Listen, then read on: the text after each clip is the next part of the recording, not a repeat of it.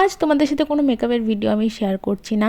আজ তোমাদের সাথে কিছু কথা শেয়ার করতে এলাম। এই বিষয়টা নিয়ে অনেক দিন ধরে ভাবছি কথা বলবো কিন্তু আমি টাইম পাচ্ছি না, ভিডিও করারও সময় পাচ্ছি না, আমার বাড়িতেও কিছু প্রবলেমের কারণে। আর এই বিষয়টা নিয়ে যে আলাদা করে ভিডিও করব সেই সময়টুকু আমি পাচ্ছি না, যার জন্য এই ব্লগে আমি তোমাদের সাথে শেয়ার করছি।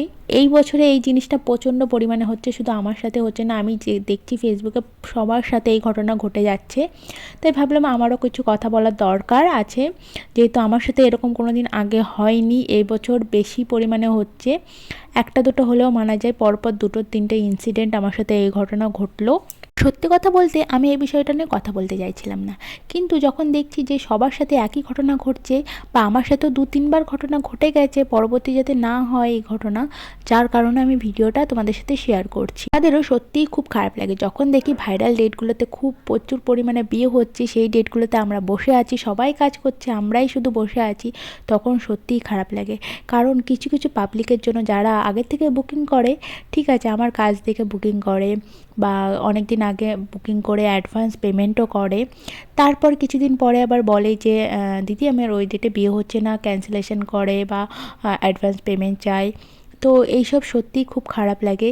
আর এদের মতন পাবলিকের জন্য যারা সত্যি আমার কাছে সাজতে চায়, যারা অনেক দিন বলে যে দিদি এই ডেট ফাঁকা আছো কি না, আমরা বলে দিই না আমরা এই ডেট ফাঁকা নেই, আমাদের বুকিং অলরেডি আছে।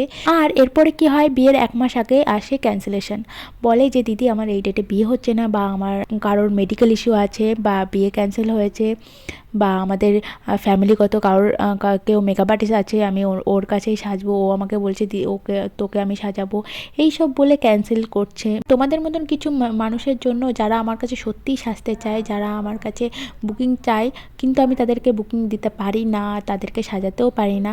তোমরা একটা কথা ভেবে দেখো তো, তোমাদের এই এই এই কারণের জন্য তারা আমরাও বসে থাকি, আর যারা আমার কাছে সাজতে চাই তারাও সাজতে পারে না। তো এই ঘটনা তো ঠিক না, না? তোমরা একটু ভেবে চিন্তে নাও। আর এরপর যখন দেখি ওই ডেটেই সেই মেয়েটার অন্য কোথাও অন্য কারোর কাছ থেকে সেজে বিয়ে বা রিসেপশন হচ্ছে, তখন সত্যিই খুব খারাপ লাগে। আর আমি তো কারোর মুখের উপর কিছু বলতেও পারি না, যার কারণে আমার সাথে এরকম বারবার ঘটে চলেছে। আর তোমাদের এই ক্যান্সেলেশনের জন্য আমরা 1 মাস আগে কোনো কাজ পাই না, যার কারণে আমাদের ওই ডেটটাতে পুরোপুরি বসে যেতে হয়, পুরোপুরি। আর সত্যি তখন খুবই খারাপ লাগে। এই জিনিসটা মাথায় রেখে সবাই বুকিংটা করো প্লিজ।